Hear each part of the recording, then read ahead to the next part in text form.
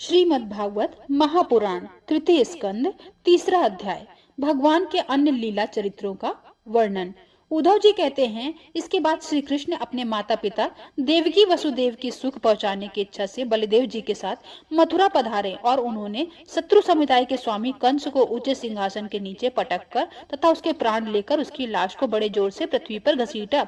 सांदीपनि मुनि के द्वारा एक बार उच्चारण किए हुए सांगोपांग वेद का द्वारा अध्ययन करके दक्षिणा स्वरूप उनके मरे हुए पुत्र को पंचजन नामक राक्षस के पेट से यमपुरी से लाकर दे दिया। भीष्म नंदिनी रुक्मणी के सौंदर्य से अथवा रुक्मी के बुलाने पर जो शिशुपाल और उसके सहायक वहां आए हुए थे, उनके सिर पर पैर रखकर गांधर्व विधि के द्वारा विवाह करने के लिए अपनी नित्य संगनी रुक्मणी को वे वैसे ही हरण कर लाए जैसे गरुण अमृत कलश को ले आए थे। स्वयंवर में 7 बिना न थे वे बैलों को नाथ कर नाग ने जाति सत्या से विवाह किया। इस प्रकार मानभंग हो जाने पर मूर्ख राजाओं ने शस्त्र उठाकर राजकुमारी को छीनना चाहा। तब भगवान श्री कृष्ण स्वयं बिना घायल हुए अपने शस्त्रों से उन्हें मार डाला। भगवान विषयी पुरुषों की सी लीला करते हुए अपनी प्राण प्रिया सत्यभामा को प्रसन्न करने की इच्छा से उनके लिए स्वर्ग से कल्प वृक्ष उखाड़ लाए। उस समय इंद्र ने क्रोध से अंधे होकर अपने सैनिक सहित उन पर आक्रमण कर दिया, क्योंकि वह निश्चय ही अपनी स्त्रियों को क्रीड़ामग्न बना हुआ है।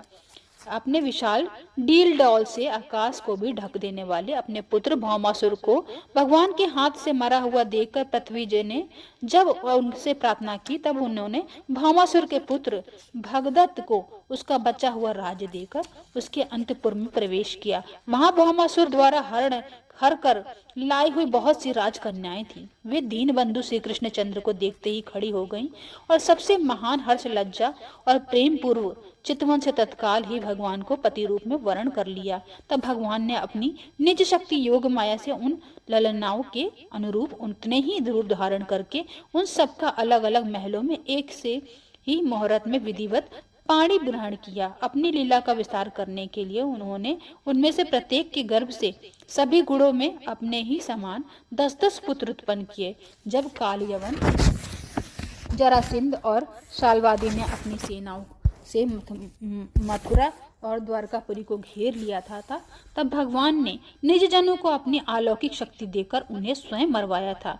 शंबर, द्रिविद, बाणासुर, मुर, वल्लभ तथा दंतवक्र आदि अन्य योद्धाओं में से किसी को उन्होंने स्वयं मारा था और किसी को दूसरे से मरवाया था। इसके बाद उन्होंने अपने भाई धृतराष्ट्र और पांडु के पुत्रों को पक्ष लेकर आए हुए राजाओं को भी संहार किया, जिनके सेना सहित कुरुक्षेत्र में पहुंचने पर पृथ्वी डगमगाने लगती थी।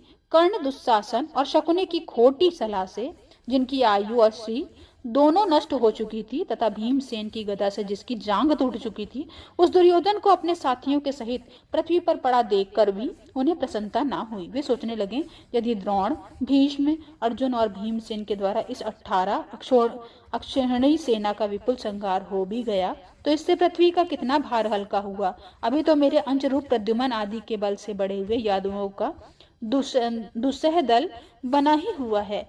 जब ये मधुपान से मतवाले हो लाल लाल आंख करके आपस में लड़ने लगेंगे, तब उनसे ही इनका नाश होगा। इसके सिवा और कोई उपाय नहीं है। असल में मेरे संकल्प करने पे ये स्वयं ही अंतर्ध्यान हो जाएंगे। यूं सोचकर भगवान ने युधिष्ठिर को अपनी पैतृक राजगद्दी पर बैठाया और अपने सभी सगे संबंधियों को सत्पुरुषों का मार्ग दिखाकर आनंदित किया। उत्तरा के उदर में जो अभिमन्यु का पुरुवंश का बीज स्थापित किया था, वह भी अश्वत्थामा के ब्रह्मास्त्र से नष्ट हो चुका था, किंतु भगवान ने उसे बचा लिया। उन्होंने धर्मराज युधिष्ठिर के 3 अश्वमेध यज्ञ करवाए और वे श्री कृष्ण के अनुगामी होकर अपने छोटे भाइयों की सहायता से पृथ्वी की रक्षा करते हुए बड़े ही आनंद से रहने लगे। विश्वात्मा श्री भगवान ने भी द्वारकापुरी में रहकर लोक और वेद की मर्यादा का पालन करते हुए सब प्रकार से भोगे, किंतु सांख्य योग की स्थापना करने के लिए उनमें कभी आसक्त नहीं हुए। मधुर मुस्कान, स्नेहमयी चितवन, सुधामयी वाणी, निर्मल चरित्र तथा समस्त शोभा और सुंदरता के निवास अपने श्री विग्रह से लोक परलोक और विशेषता यादव को आनंदित किया और रात्रि में अपनी प्रियाओं के साथ क्षणिक अनुराग युक्त होकर समायोचित विहार किया और इस प्रकार उन्हें भी सुख दिया। इस तरह बहुत वर्षों तक विहार करते करते उन्हें गृहस्थ आश्रम संबंधी भोग सामग्रियों से वैराग्य हो गया। ये भोग सामग्रियां ईश्वर के अधीन है और जीव भी उनके अधीन है। जब योगेश्वर भगवान श्री कृष्ण से ही उनका वैराग्य हो गया, तब भक्तियों के द्वारा उनका अनुगमन करने वाला भक्त तो उन पर विश्वास ही कैसे रखेगा। एक बार द्वारकापुरी में खेलते हुए यदुवंशी और भोजवंशी बालकों ने खेल खेल में कुछ मुनीश्वरों को चढ़ा दिया तथा यादव कुल का नाश ही भगवान को अभिष्ट है, यह समझकर उन ऋषियों ने बालकों को श्राप दे दिया। इसके कुछ ही महीनों बाद भाविवश वृष्णि भोज और अंधकवंशी यादव बड़े ही हर्ष से रथों पर चढ़कर प्रभास क्षेत्र को गए। वहां स्नान करते समय उन्होंने उस तीर्थ पर जल से पितर देवता और ऋषियों का तर्पण किया और ब्राह्मणों को श्रेष्ठ गौएं दी। उन्होंने सोना, चांदी, सैया, वस्त्र, मृगचर्म, कंबल, पालकी, रथ, हाथी, कन्याएं और ऐसी भूमि जिससे जीविका चल सके तथा नाना प्रकार के सरस अन्न भी भगवत दर्पण करके ब्राह्मणों को दिए। इसके पश्चात गौ और ब्राह्मणों के लिए प्राण धारण करने वाले उन वीरों को पृथ्वी पर सिर टेक कर उन्हें प्रणाम किया। इति तीसरा अध्याय समाप्तम। चौथा अध्याय। उद्धव जी से विदा होकर विदुर जी का मैत्रेय ऋषि के पास जाना। उद्धव जी ने कहा, फिर ब्राह्मणों की आज्ञा पाकर यादवों ने भोजन किया और वारुणी मदिरा पी। उससे उनका ज्ञान नष्ट हो गया और वे दुर्वचनों से एक दूसरे के हृदय को चोट पहुंचाने लगे। मदिरा के नशे में उनकी बुद्धि बिगड़ गई और जैसे आपस में रगड़ के बांसों की आग लग जाती है, उसी प्रकार सूर्यास्त होते होते उनमें मारकाट होने लगी। भगवान अपनी माया से उस विचित्र गति को देखकर सरस्वती के जल पे आचमन करके एक वृक्ष के नीचे बैठ गए। इससे पहले ही शरणागतों का दुख दूर करने वाले भगवान श्री कृष्ण ने अपना कुल का संहार करने की इच्छा होने पर मुझसे कह दिया कि तुम बद्री के आश्रम के चले जाओ। विदुर जी, इससे यद्यपि मैं उनका आशय समझ गया था, तो भी स्वामी के चरणों का वियोग ना सह कर सकने के कारण मैं उनके पीछे पीछे प्रवास क्षेत्र में पहुंच गया। वहां मैंने देखा जो सबके आश्रय हैं किंतु जिनका कोई और आश्रय नहीं है, वे प्रीतम प्रभु शोभाधाम श्याम सुंदर सरस्वती के तट पर अकेले ही बैठे हैं। दिव्य, विशुद्ध, सत्वमय, अत्यंत सुंदर श्याम शरीर है, शांति से भरी रत्नारी आंखें हैं, उनकी चार भुजाएं और रेशमी पीतांबर देखकर मैंने उनको दूर से ही पहचान लिया। वे एक पीपल के छोटे से वृक्ष के सहारा लिए बाएं जांघ पर दाया चरण कमल रखे बैठे थे। भोजन पालन का त्याग कर देने पर भी वे आनंद से प्रफुल्लित हो रहे थे। इसी समय व्यास जी के प्रिय मित्र परम भागवत सिद्ध मैत्रेय जी लोकों में स्वच्छंद विचरणते हुए वहां पर आ पहुंचे। मैत्रेय मुनि भगवान के अनुरागी भक्त हैं। आनंद और भक्ति भाव से उनकी गर्दन झुक रही थी। उनके सामने श्री हरि ने प्रेम और मुस्कान युक्त चितवन से मुझे आनंदित करते हुए कहा। श्री भगवान कहने लगे, मैं तुम्हारी आंतरिक अभिलाषा जानता हूँ, इसलिए मैं तुम्हें वह साधन देता हूँ कि दूसरे के लिए अत्यंत दुर्लभ है। उद्धव, तुम पूर्व जन्म में वसु थे। विश्व की रचना करने वाले प्रजापतियों और वसुओं के यज्ञ में मुझे पाने की इच्छा से तुमने मेरी आराधना की थी। साधु स्वभाव उद्धव, संसार में तुम्हारा यह अंतिम जन्म है, क्योंकि इससे तुमने मेरा अनुग्रह प्राप्त कर लिया है। अब मैं मृत्यु लोक को छोड़कर अपने धाम जाना चाहता हूँ। इस समय यहाँ एकांत में तुमने अपनी अन्य भक्ति के कारण मेरा दर्शन किया है। यह बड़ी सौभाग्य की बात है। पूर्व काल में पादकल्प के आरंभ में ही मैंने अपने नाभि कमल पर बैठे हुए ब्रह्मा को अपनी महिमा के प्रकट करने वाले जिस श्रेष्ठ ज्ञान का उपदेश किया था और जिसे विवेकी लोग भागवत कहते हैं, वही मैं तुम्हें देता हूँ। विदुर जी, मुझ पर तो प्रति क्षण उन परम पुरुष की कृपा बरसा करती थी। इस समय उनके इस प्रकार आदर पूर्वक कहने से स्नेहवश मुझे रोमांच हो आया। मेरी वाणी गदगद हो गई और नेत्रों से आंसुओं की धारा बहने लगी। उसी समय मैंने हाथ जोड़कर उनसे कहा, स्वामी, चरण कमलों की सेवा करने वाले पुरुषों का मैं संसार में अर्थ, धर्म, काम, मोक्ष, इन चारों में से कोई भी पदार्थ दुर्लभ नहीं है। तथापि मुझे उनमें से किसी की इच्छा नहीं है। मैं तो केवल आपके चरण कमलों की सेवा के लिए ललायित रहता हूँ। प्रभु, आप निस्पर्श होकर भी कर्म करते हैं, अजन्मा होकर भी जन्म लेते हैं, काल रूप होकर भी शत्रु के डर से भगाते हैं और द्वारका के किले में जाकर छिप रहते हैं। स्वात आत्मा राम सलाह होकर भी 16,000 स्त्रियों के साथ रमण करते हैं। इन विचित्र चरित्रों को देखकर विद्वान भी बुद्धि में चक्कर में पड़ जाती है। देव, आपका स्वरूप ज्ञान सर्वदा अबाध और अखंड है, फिर भी आप सलाह लेने के लिए मुझे बुलाकर जो भोले मनुष्यों की तरह बड़ी सावधानी से मेरी सम्मति पूछा करते थे। प्रभु, आपकी वह लीला मेरे मन को मोहित सी कर देती है। स्वामी, आपका स्वरूप का गूढ़ रहस्य प्रकट करने वाले जो श्रेष्ठ एवं समग्र ज्ञान आपने ब्रह्मा जी को बतलाया था, यदि वह मुझे मेरे समझने योग्य है तो मुझे भी सुनाइए, जिससे मैं संसार दुख का सुगमता से पार कर जाऊं। जब मैंने इस प्रकार अपने हृदय का भाव निवेदित किया, तब परम पुरुष में कमल नयन भगवान श्री कृष्ण जी ने मुझे अपने स्वरूप की परम स्थिति का उपदेश दिया। उस समय पूज्यपाद गुरु श्री कृष्ण से आत्म तत्व की उपलब्धि के साधन सुनकर तथा उनके प्रभु के चरणों की वंदना और परिक्रमा करके मैं यहाँ आया। उस समय उनके विरह से मेरा चित्त अत्यंत व्याकुल हो रहा था। विदुर जी, पहले तो उनके दर्शन पाकर मुझे आनंद हुआ था, किंतु अब तो मेरे हृदय को उनकी विरह व्यथा अत्यंत पीड़ित कर रही थी। अब मैं उनके प्रिय क्षेत्र बद्री आश्रम को जा रहा था, जहाँ भगवान श्री नारायण ने नर ये दोनों ऋषि लोगों पर अनुग्रह करने के लिए दीर्घकालीन सौ में दूसरों को सुख पहुंचाने वाली एवं कठिन तपस्या कर रहे हैं। श्री सुखदेव जी कहते हैं, जिस प्रकार उद्धव जी ने मुख से अपने प्रेम बंधुओं का विनाश का असह्य समाचार सुनकर परम ज्ञानी विदुर जी को जो शोक उत्पन्न हुआ और जिससे उन्होंने ज्ञान द्वारा शांत कर दिया था, जब भगवान श्री कृष्ण के परिकरों में प्रधान श्री भागवत उद्धव जी का बद्री का आश्रम की ओर जाने लगा, तब कुरु श्रेष्ठ विदुर जी ने श्रद्धापूर्वक उनसे पूछा। विदुर जी ने कहा, उद्धव जी, योगेश्वर भगवान श्री कृष्ण ने आपके स्वरूप को गूढ़ रहस्य को प्रकट करने वाला का जो परम ज्ञान आपसे कहा है, वह आप हमें भी सुनाइए, क्योंकि भगवान के सेवक तो आपके सेवकों का कार्य सिद्ध करने के लिए विचरा करते हैं। उद्धव जी ने कहा, उस तत्व ज्ञान के लिए आपको मुनिवर मैत्री जी की सेवा करनी चाहिए। इस मृत्यु लोक को छोड़ते समय मेरे सामने स्वयं भगवान ने ही आपको उपदेश करने के लिए उन्हें आज्ञा दी थी। श्री सुखदेव जी कहते हैं, इस प्रकार विदुर जी के साथ विश्व मूर्ति भगवान श्री कृष्ण के गुणों की चर्चा होने से उन्हें कथामृत के द्वारा उद्धव जी वियोग जनित महान ताप शांत हो गए। यमुना जी के तीर पर उनकी वह रात्रि एक क्षण के समान बीत गई। फिर प्रातःकाल होते भी वहां से वह चल दिए। राजा परीक्षित ने पूछा, भगवान विष्णु कुल और भोजवंश के सभी रथी और यूथपतियों के भी यूथपति नष्ट हो गए हैं। यहाँ तक कि त्रिलोकी नाथ श्री हरि ने भी अपना वह रूप छोड़ना पड़ा। फिर उन सबके मुखिया उद्धव जी ही कैसे बच गए रहे। श्री सुखदेव जी ने कहा, जिनकी इच्छा कभी व्यर्थ नहीं होती, उन श्री हरि के ब्राह्मणों को श्राप रूप काल के बहाने अपने कुल का संहार कर अपने श्री विग्रह को त्यागते समय विचार किया। अब इस श्लोक से मेरे चले जाने पर संयमी शिरोमणि उद्धव जी ही मेरे ज्ञान को ग्रहण करने से सच्चे अधिकारी हैं। उद्धव अब मुझसे अणु मात्र भी कम नहीं है, क्योंकि वे आत्मजयी हैं, विषयों को कभी विचलित नहीं हुए। अतः लोगों को मेरे ज्ञान की शिक्षा देते हुए वहीं रहें।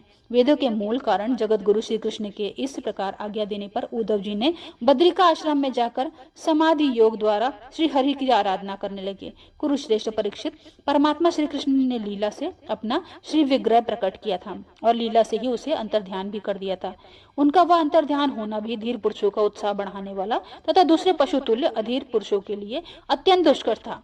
परम भागवत उद्धव जी के मुख से उनके प्रशंसनीय कर्म और इस प्रकार अंतर्ध्यान होने का समाचार पाकर तथा वह जानकर कि भगवान का परम ध्यान जाते समय मुझ पे भी स्मरण किया था, विदुर जी उद्धव जी के चले जाने से प्रेम से विह्वल होकर रोने लगे। इसके पश्चात सिद्ध शिरोमणि विदुर जी ने यमुना तट से चलकर कुछ दिनों में गंगा जी के किनारे जा पहुंचे, जहाँ श्री मैत्रेय जी रहते थे। इति 14 अध्याय समाप्तम। 5वां अध्याय, विदुर जी का प्रश्न और मैत्रेय जी का सृष्टि क्रम वर्णन। श्री सुखदेव जी कहते हैं, परम ज्ञानी मैत्रेय मुनि हरिद्वार क्षेत्र में विराजमान रहते थे। भगवत भक्ति से शुद्ध हुए हृदय वाले विदुर जी उनके पास जा पहुंचे और उन्हें साधु स्वभाव से आप्यायित होकर उन्होंने पूछा। विदुर जी ने कहा, भगवान, संसार में सब लोग सुख के लिए कर्म करते हैं, परंतु उनसे ना तो सुख मिलता है और ना ही उनका दुख दूर होता है, बल्कि उससे भी उनके दुख की वृद्धि होती है। अतः इस विषय में क्या करना उचित है, यह आप मुझे कृपा करके बतलाइए। जो लोग दुर्भाग्यवश भगवान श्री हरि के विमुख होकर अधर्म परायण अत्यंत दुखी हैं, उन पर कृपा करने के लिए आप जैसे भाग्यशाली भगवत भक्त संसार में विचरा करते हैं। साधु शिरोमणि, आप मुझे उस शांतिप्रद साधन का उपदेश दीजिए जिसके अनुसार आराधना करने से भगवान अपने भक्तों को भक्तिपूत हृदय में आकर विराजमान हो जाते हैं और अपने स्वरूप का अपरोक्ष अनुभव कराने वाले सनातन ज्ञान की प्रदान करते हैं। त्रिलोकी के नियंता और परम स्वतंत्र श्री हरि अवतार लेकर जो जो लीलाएं करते हैं, जिस प्रकार अकर्ता होकर भी उन्होंने कल्प के आरंभ से सृष्टि की रचना की, जिस प्रकार से उन्होंने स्थापित करके वे जगत के जीवों की जीविका का विधान करते हैं, फिर जिस प्रकार इसे अपने हृदय काश में लीन कर वृत्ति शून्य हो योग माया का आश्रय लेकर शयन करते हैं, और जिस प्रकार वे योगेश्वर पर प्रभु एक होने पर इस ब्रह्मांड के अंतर्यामी रूप से अनुप्रविष्ट होकर अनेकों रूपों में प्रकट होते हैं, वह सब रहस्य आप हमें समझाइए। ब्राह्मण, गौ और देवताओं के कल्याण के लिए जो अनेकों अवतार धारण करके लीला से ही नाना के प्रकार के दिव्य कर्म करते हैं, वह भी हमें सुनाइए। यशस्वियों के मुकुटमणि श्री हरि के लीला अमृत का पान करते करते हमारा मन तृप्त नहीं होता है। हमें यह भी सुनाइए कि उन समस्त लोकपतियों के स्वामी श्री हरि ने इन लोकों, लोकपालों और लोक पर्वत से बाहर के भागों में, जिनसे ये सब प्रकार के प्राणियों अधिकारानुसार भिन्न भेद प्रतीत हो रहे हैं, किन तत्वों से रचा है। द्विजवर उन विश्वकर्ता स्वयंभू श्री नारायण ने अपने प्रज्ञा के स्वभाव, कर्म, रूप और नामों के भेद की किस प्रकार रचना की। भगवान, मैंने श्री व्यास जी के मुख से ऊंच नीच वर्णों के धर्म को कई बार सुने हैं, किंतु अब श्री कृष्ण कथामृत के प्रवाह को छोड़कर अन्य स्वल्प सुखदायक धर्मों से मेरा चित्त उब गया है। उन तीर्थपाद श्री हरि के गुड़ा अनुवाद से तृप्त होकर भी कौन सकता है। उनका तो नारद आदि भगवान महात्मा गण श्री आप जैसे साधुओं के समाज में कीर्तन करते हैं, तथा जब ये मनुष्यों के कर्णरंध्रों में प्रवेश करते हैं, तब उनकी संसार चक्र में डालने वाली घर गृहस्थी की आसक्ति को काट डालते हैं। भगवान, आपके सिवा आपके सखा मुनिवर कृष्ण द्रौपायन ने भी श्री भगवान के गुणों का वर्णन करने की इच्छा से महाभारत रचा था। उनसे भी विषयों सुख का उल्लेख करते हुए मनुष्य की बुद्धि को भगवान ने कथाओं की ओर लगाने का प्रयत्न किया गया है। यह भागवत कथा की रुचि श्रद्धालु पुरुष के हृदय में जब बढ़ने लगती है, तब अन्य विषयों से उसे विरक्त कर देती है। वह भगवान उच्चारणों के नियंत्रण चिंतन से आनंद मग्न हो जाता है और उस पुरुष के सभी दुखों का तत्काल अंत हो जाता है। मुझे तो शौचनीयों के भी शौचनीय अज्ञानियों के पुरुषों के लिए निरंतर खेद रहता है, जो अपने पिछले पापों के कारण श्री हरि की कथाओं से विमुख रहते हैं। हाय काल भगवान, उनके अमूल्य जीवन को काट रहे हैं और वे वाणी, देह और मन से व्यर्थ वाद विवाद, व्यर्थ चेष्टा और व्यर्थ चिंतन में लगे रहते हैं। मैत्र जी, आप दीनों पर कृपा करने वाले हैं। अतः भौरा जैसे फूलों में रस निकाल लेता है, उसी प्रकार इन लौकिक कथाओं में से उनकी सारभूता परम कल्याणकारी पवित्र कीर्ति श्री हरि की कथाएं छांटकर हमारे कल्याण के लिए सुनाइए।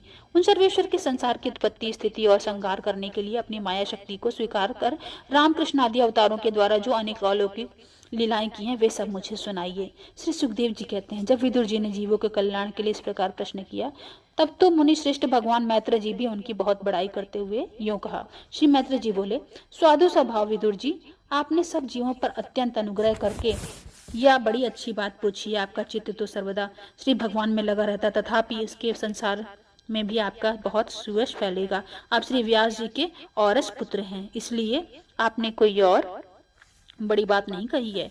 आप अन्यन भाव से सर्वेश्वर श्री हरि के आश्रित हो गए हैं। आप प्रजा को दंड देने वाले भगवान यम ही हैं। मांडव ऋषि का श्राप होने के कारण आपने श्री व्यास जी के वीर से उनके भाई विचित्र वीर को भोग पत्नी दासी के गर्भ से जन्म लिया है। आप सर्वदा ही श्री भगवान और अब उनके भक्तों को अत्यंत प्रिय, इसलिए भगवान जी निज धाम पधारते समय मुझे आपको ज्ञानोपदेश की आज्ञा दे गए थे। इसलिए अब मैं जगत की उत्पत्ति, स्थिति और लय के लिए योग माया द्वारा विस्तारित भगवान की विभिन्न लीलाओं का क्रमशः वर्णन करता हूँ। सृष्टि रचना के पूर्व समस्त आत्मा एक पूर्ण परमात्मा ही है, न दृष्टा था न दृश्य। सृष्टि काल में अनेक वृत्तियों के भेद से जो अनेकता दिखाई पड़ती है, वह भी वही थे, क्योंकि उनकी इच्छा अकेले रहने की थी। वे तो दृष्टा होकर भी देखने लगे, परंतु उन्हें दृश्य दिखाई नहीं पड़ा, क्योंकि उस समय वे ही अद्वितीय रूप से प्रकाशित हो रहे थे। ऐसी अवस्था में अपने को असत के समान समझने लगे। वस्तु में वे असत नहीं थे, क्योंकि उनकी शक्तियां तो सोई थी। उनको ज्ञान का लोप नहीं हुआ था। वह दृष्टा और दृष्टि को अनुसंधान करने वाली शक्ति ही है, कार्य कारण रूप माया है।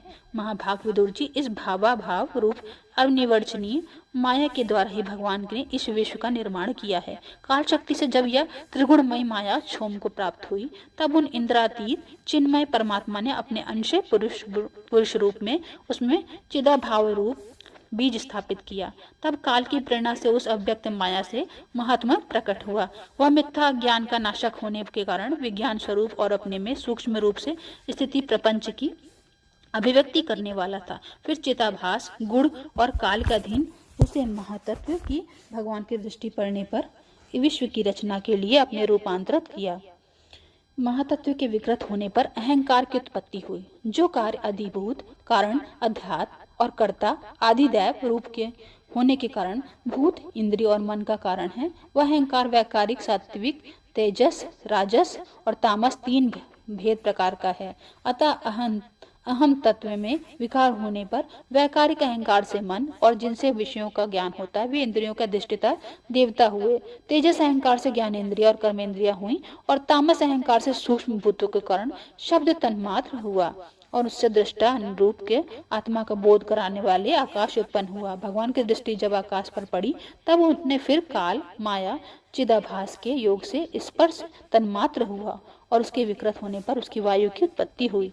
अत्यंत बलवान वायु से रचना आकाश के सहित विकृत होकर रूप तंत्र मात्र रचना की और उससे संसार का प्रकाशक तेज उत्पन्न हुआ। फिर परमात्मा की दृष्टि पड़े रहने पर वायु युक्त तेज ने काल, माया और चिदंश के योग से विकृत होकर रस तन्मात्र के रूप जल को उत्पन्न किया। तदंतर तेज से युक्त जल ने ब्रह्म का दृष्टिपात होने पर काल, माया, चिदंश के योग से गंध गुणमयी पृथ्वी को उत्पन्न किया। विदुर जी, इन आकाश आदि भूतों में जो भूत पीछे पीछे उत्पन्न हुए हैं उनसे क्रमशः अपने पूर्व भूतों के गुण अनुगत समझने चाहिए। वे महत्व आदि को अभिमानी विकार, विक्षेप और चेतना सविशिष्ट देवगढ़ श्री भगवान का ही अंश है, किंतु पृथक पृथक रहने के कारण जब वे विश्वचर रचना रूप अपने कार्य में सफल नहीं हुए तब हाथ जोड़कर भगवान से कहने लगे। देवताओं ने कहा, देव, हम आपके चरण कमलों की वंदना करते हैं। ये आपकी शरण में आए हैं